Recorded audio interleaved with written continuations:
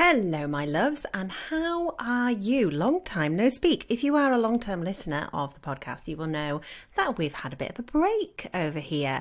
If you follow me on the social media channels for the podcast, or my main social media channels, which is Toby and Roo and Unfollowing Mum on Instagram, TikTok, those places, then you will know that we have been on holiday, which is why I haven't been here for the last few weeks. It's been quite nice to have a bit of a break, to be honest. It might not feel like a break if you haven't caught up with all of the episodes or if you're just joining us more recently, but actually it's been quite nice. This is a weekly podcast, so there's so much that goes into it, and I love talking to you guys about all of these things, but sometimes I think we all just need a bit of a step back, a bit of a break. And we have come back to everybody being poorly minded, so yay! But it has been a wonderful family holiday that we've been able to enjoy, which when I reflect on it, family holidays are not something that I had terribly often growing up, so I feel like I really lean into them now, sometimes almost too much, like I almost want too much perfection from them, and I'm trying to do too many things and trying to fit too many wonderful, joyful memories in one and end up getting myself all stressed. But I feel like there's so much value in a family holiday and so much warmth in being able to spend time together in a different location away from reality, because we all know that reality can suck the joy out of things at times. So just to be able to step back and spend some time with my kids, with my partner, it was really wonderful, and I'm really lucky to have been able to do it. Okay, so for today's episode, what I wanted to talk to you about was serious health scares when you are estranged, and even just being unwell in general. But those serious health scare moments, I think, have a whole different element to them when you are estranged.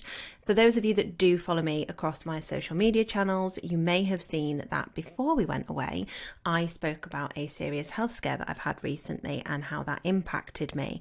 So it'd be about a month and a half ago now, maybe a bit longer, I found a lump in my breast, and I am somewhat vaguely aware of a familial history of breast cancer, but I'm twofold, not sure exactly of the details surrounding that because of my mum's relationship with her family. She very rarely spoke to them unless it was of benefit to her, and then as they all got older they tended to speak to each other a bit more often, especially her and her sister, but that was generally brought into a drama scenario as opposed to a let's talk about family history.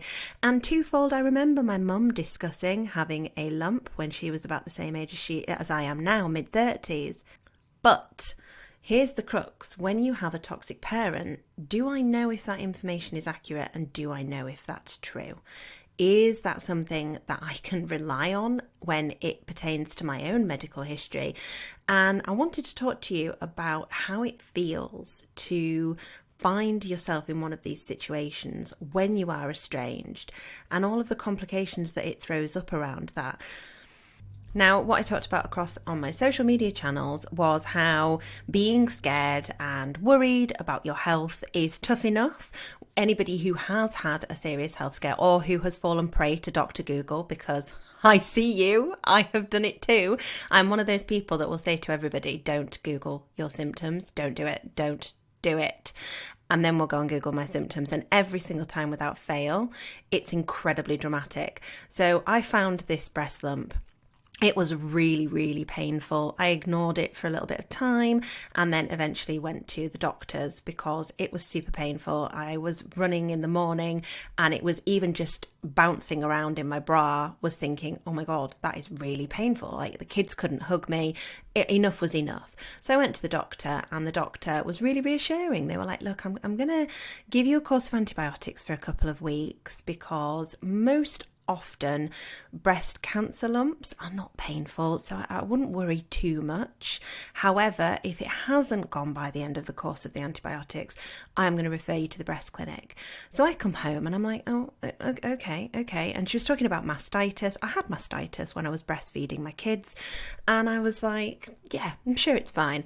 Cue me 2 hours later Googling painful breast lump and finding out that that can be one of the symptoms of one of the most vicious types of breast cancer that is quite prevalent in women of my age or slightly older.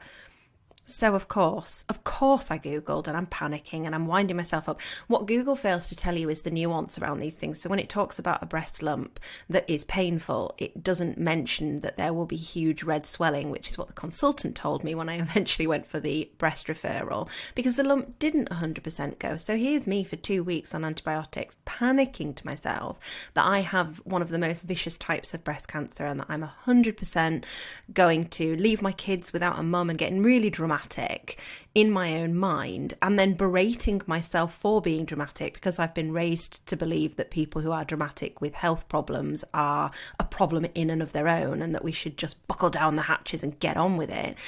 And it was just such an awful feeling. So all of that on its own is bad enough. And that's perfectly normal reaction to having a severe health scare. We are told if you find a breast lump that you should worry about it, you should seek medical advice immediately. We're also then told don't Google, but I mean, let's be honest, how many of us listen to that? So here's me with all these panics and worries, which are perfectly normal. But then for people who are estranged, which I don't think is spoken about enough, or even people who don't have a positive relationship with their parents but are in contact with them, those parents are often the key holders to the familial health information. They are the ones who you go to. In fact, the hospital, how many times will you go there? And the question is there a family history of XYZ? So for me, when I was faced with questions of, is there a family history of breast cancer? It doesn't come with a box that says, I don't know, and I have nobody to ask. It really is a yes or no question. And the look that you get from medical professionals is often, why can't you answer this?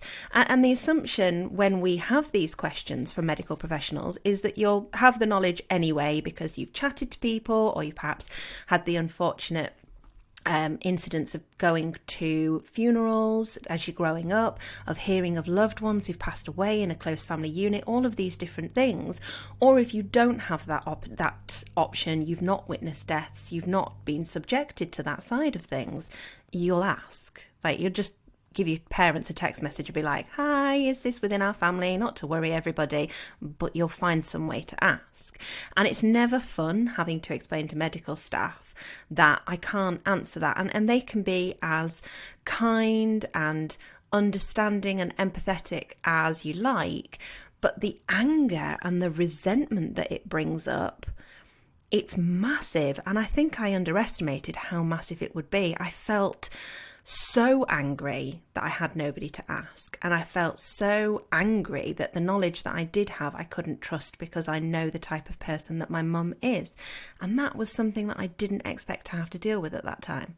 And when I expressed that, there were a few people who'd messaged and said, well, surely if it's medical, it's worth putting your pride aside and reaching out to ask. And the thing is, I can assure you from the position that I sit in, it's absolutely not. And it goes back to what I've just said about not being able to trust the information.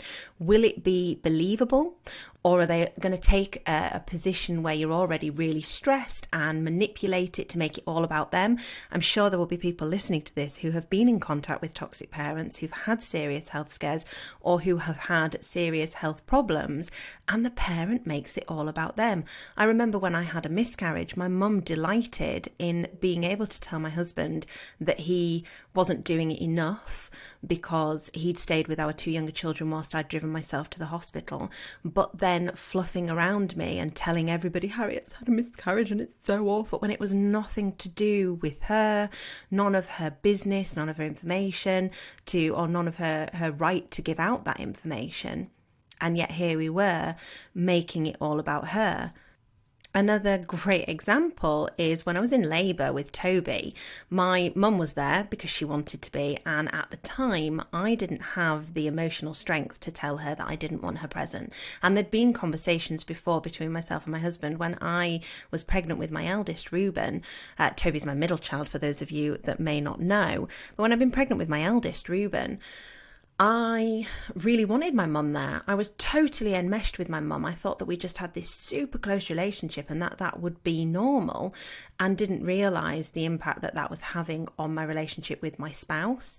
And for some people that might be a great normal thing for them to have their parent there, but looking back on it, it was really uncomfortable, and my mum very much was taking over, and almost in some ways taking over the role of spouse. and nudging my husband out of the way, which is exactly what she wanted to do. But when it came to Toby, after having had Reuben, and this was only 18, 19 months later, I'd already started to see real fractures in our relationship and start to see how my childhood perhaps wasn't normal and how her behaviour now perhaps wasn't normal.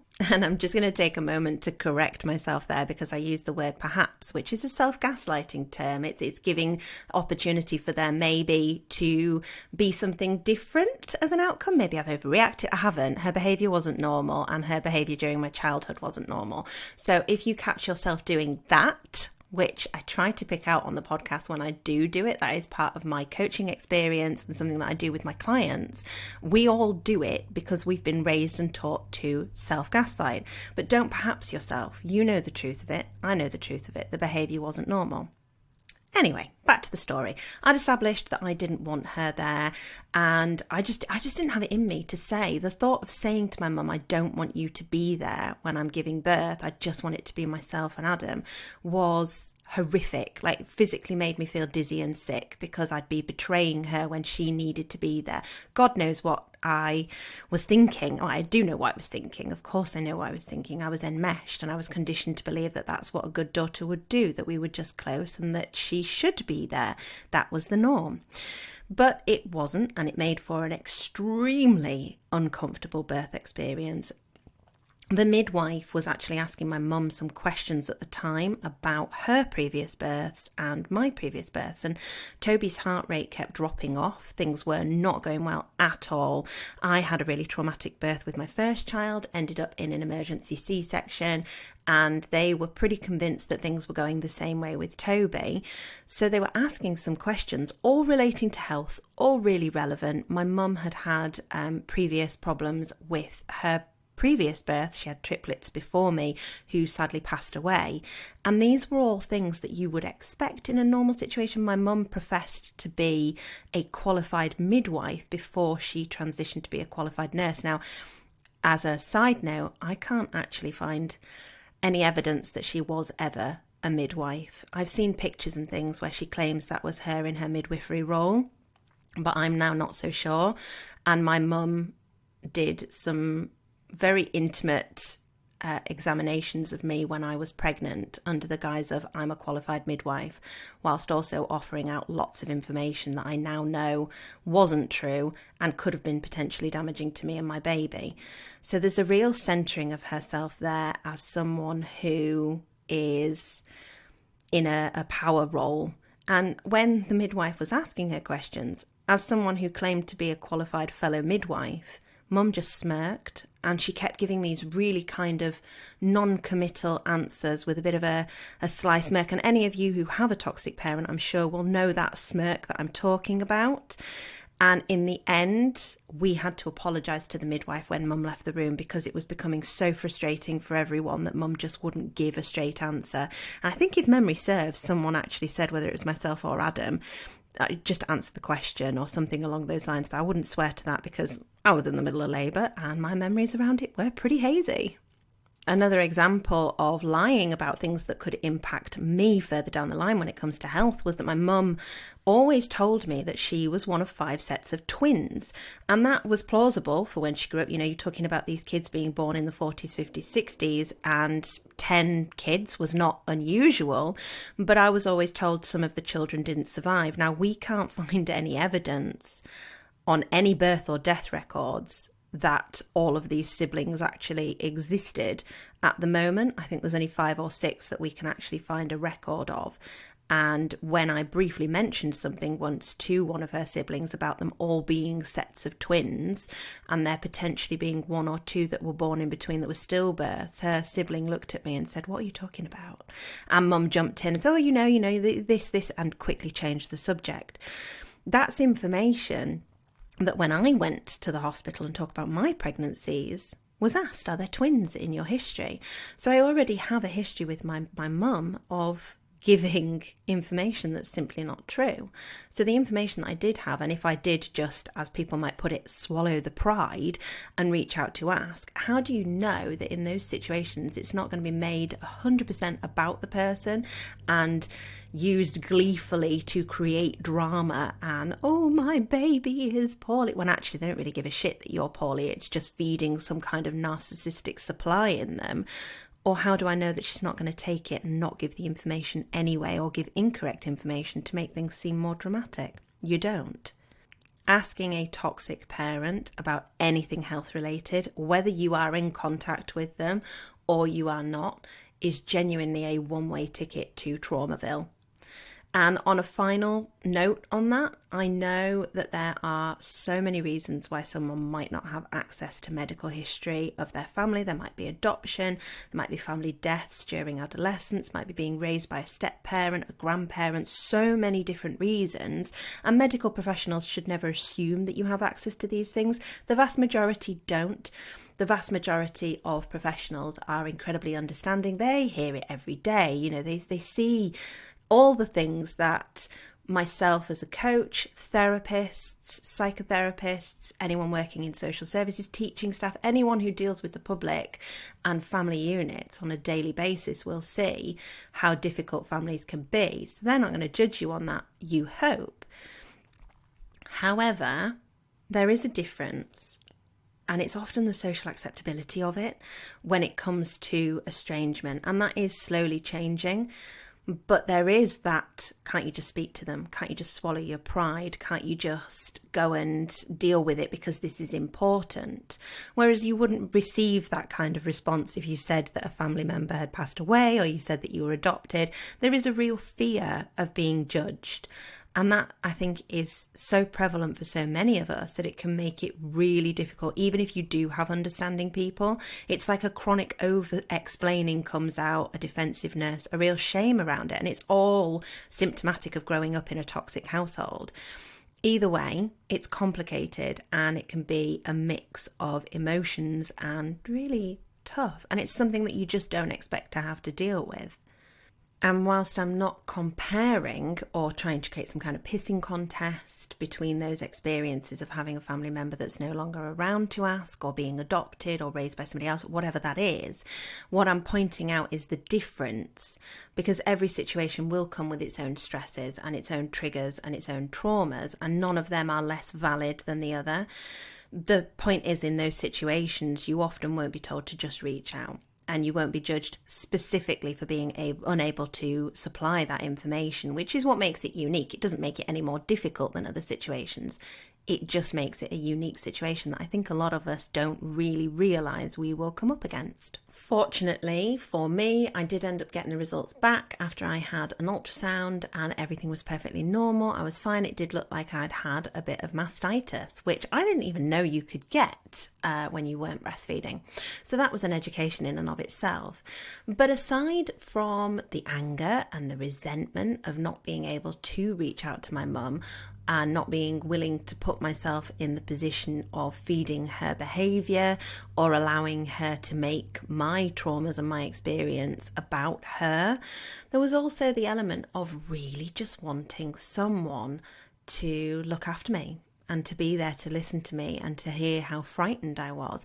And yes, there are other people that you can reach out to who can fulfill those roles, but... and I think a lot of people will relate to this. When you are raised in a toxic household, you are very careful with who you share your vulnerabilities with when you get older, or you share them too freely and learn pretty quickly that you will get hurt because you're reaching out looking for something, and you become quite guarded. And for me, that's definitely the truth. I find it really difficult to reach out to people. I know for a fact I could have reached out to my mother-in-law and said, this is where I'm at, I'm so frightened, but I just didn't want to reach out and to ask for that support and to ask for that help. I also didn't do it with my close female friends who I know would have been there to support me, who I know I could have spoken to and said, look, I'm really scared about this. But I think that that is a part and parcel of being a child who has been abused, who has been in a traumatic situation, whose vulnerabilities have been weaponized. And I think that happens so often in these situations where we've had to cut ties with our parents. So I think I know that happens so often in these situations from both my own experience, from what I've learned within this community, and from speaking to clients. It is what happens. Your vulnerabilities are weaponized. So you learn pretty quickly to hold your cards against your chest or prepare to be hurt. And when you're already, it's that wounded animal syndrome, isn't it? When you're already wounded and you're already frightened, you tend to retreat. And I think that's exactly what I did. And with that, again, came its own type of resentment, because I really wanted that maternal figure who, in part, I denied myself by not reaching out to the other maternal figures that I have, like my mother-in-law. But also I wanted my mum. I wanted the ideal of my mum, the person that I thought she was when I was really enmeshed with her, or that I created in my head in order to survive. Or even that person that you read about in the magazines that you long for when you are growing up in a toxic environment. I wanted that person, and I couldn't reach out to that person because that person doesn't really exist. The version of my mum that I've got is a very different person to what I would need her to be in that scenario. And that was a tough pill to swallow. And I think that will be the same kind of emotion when you experience childbirth, when you experience a new milestone, when you experience a health scare. All of these things are things that typically you might want to talk to your mum about, and she is not available for that. And I guess as well, when it comes to health scares, there is a certain level of when you cut ties with a toxic parent, it has a ripple effect, doesn't it? So you can no longer feel like, or in some situations, perhaps you can. But in my situation, I could not reach out to her side of the family because she'd certainly isolated herself from them, and by proxy isolated me from them. So I don't really know any of them, and never really did. I think when I was little, I vaguely remember maybe once or twice going to something like Butlins with one or two of them, and then that would be it. We wouldn't see each other for years and years and years. I know for a fact that most of my mum's side of the family, and my dad's, but that's a totally different topic. I know if they walked past me in the street, they wouldn't recognize me unless they'd been checking up on my social medias. But as a person, they just wouldn't recognize me. They wouldn't know me. And why would they? We've never really had a relationship. So I couldn't even reach out to them to find out what the family history might be. I couldn't even reach out on that side for support, because a toxic parent can isolate you so quickly, especially when you cut ties. I know for a fact if I reached out to my aunt, for example, now, I would just be given a mouthful about how I speak about my mother, how I treated my mother, without her ever really knowing the truth of it. And I know that she would want to shame me and create some kind of hurt around that, again, despite not knowing or being involved in any of my childhood, really. But that is what happens when you have a toxic parent that you cut ties with. You can become incredibly isolated from the rest of your family, and you can't supply that information. So it just feels like it's one big kick in the teeth, really, when you do find yourself in these situations. And you have your current family to offer you support, but you don't have those people that you grew up with, the people that you're hardwired to look to for support. And I spoke to a client about this earlier on in the week, of how it's not about the family that we've created, because we know that we can do that for ourselves, and that's amazing and it's wonderful, and that should be cherished to the max, because the family we choose is so important and so healing for us. When it comes to these kind of situations, you still feel that sadness, that longing, or that regret, or that anger, all of which are perfectly valid emotions, some of which you may relate to, some of which you may not, because we are hardwired as individuals to look to our parents for support, especially when we're children. We all have that inner child who still wants those parents to be those figures of support and love. And we all have that inner teen who's pretty pissed off about it all as well. But when it comes to these big health scares, it is perfectly natural for us to feel a whole bundle of emotions that people who have not got these experiences perhaps can't understand in tandem with their own fears surrounding health scares. Now, if you find yourself in this situation and you are currently experiencing a health scare or experiencing something similar to what I've been talking about today, then I want you to know that you're not alone in that, and that whatever you are feeling, whether it be sadness, whether it be a desire to reach out because you want that support, a vulnerability around reaching out to other people, anger, resentment, whatever it is that you're feeling, it's okay to feel those feelings. One of the tools that I used when I was feeling all of these big emotions around this was to journal, not in the classical sense of this is what happened with my day, this is this, but a more practiced counselling type of journaling.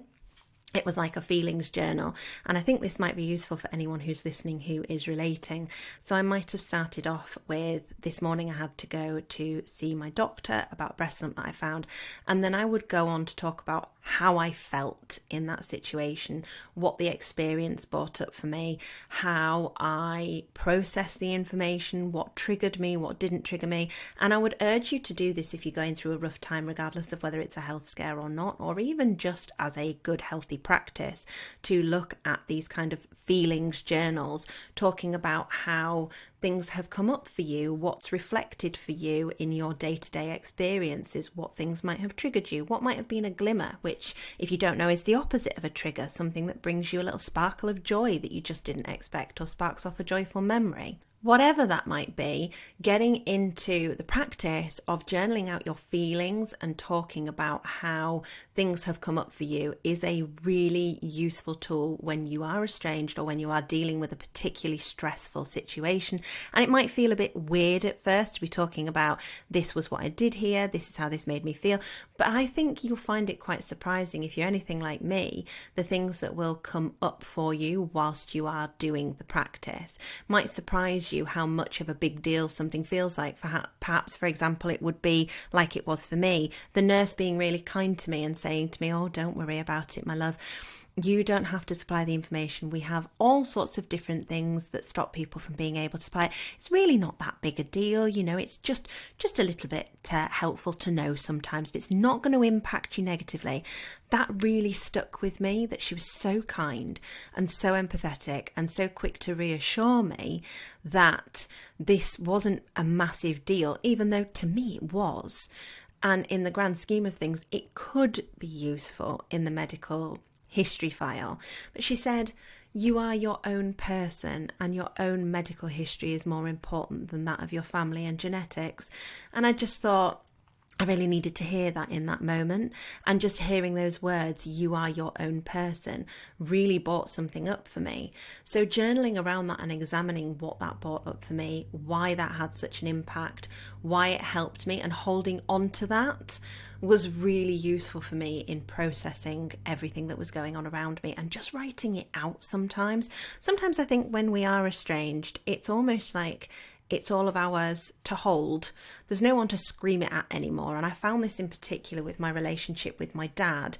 When I was a teenager, a lot of my anger would be directed at my dad for leaving, my dad for having affairs and valuing them over me, my dad for being the person that he was and such a disappointment as a father and being such a toxic father at times, but also for leaving me in the situation with my mum. I think I had a lot of subconscious anger around that. But when he would contact me, I would be vicious, especially as a young teen, moving into sort of 15, shortly before he died, 16 when he died. And I look at that now, and I think sometimes that was a bit of an outlet for me, because I would tell him exactly what I thought of him, and I would tell him exactly how much he'd let me down and how much he'd hurt me. And now that he's gone, I don't have the opportunity to do that. And as an adult, my opportunity would be to sit down and to have a rational conversation with him, or as rational as you can have with someone who has hurt you so badly, or even to write it in a letter. But as a child and as a teenager, I was just so angry. And sometimes having that outlet, I would feel better afterwards, as awful as it might sound.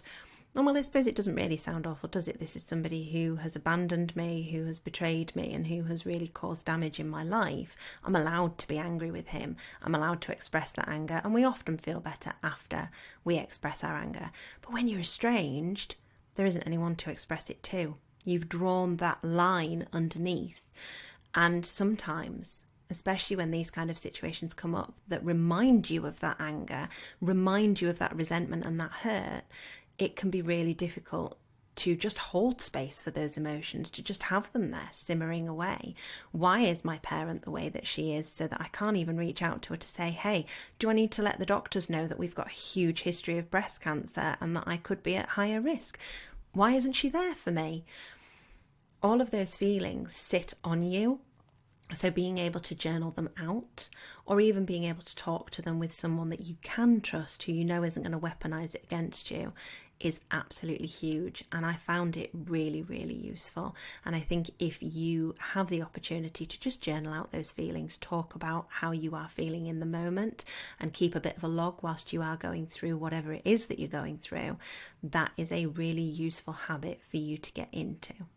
Now, it's only going to be a short episode today because I have a little girl who is not very well, hence the reason this episode is going out slightly later in the day than I would usually have intended. And I know that you guys will understand when I say she takes precedent, and I'm very disorganised this week, having come back from holiday and had everybody be poorly, including myself. So I am going to give you that short episode today, and I hope if you are going through whatever I have spoken about today or something similar and this resonates with you, you have a safe space to reach out to. My DMs on @TobyandRue on Instagram and TikTok, and @unfollowingmum on both of those are always welcome. And I hope you do come and join the community, especially on Unfollowing Mum, because I talk a lot about these kind of experiences and how narcissistic and toxic parents impact us and how to pull through the other side. So I hope to see you there.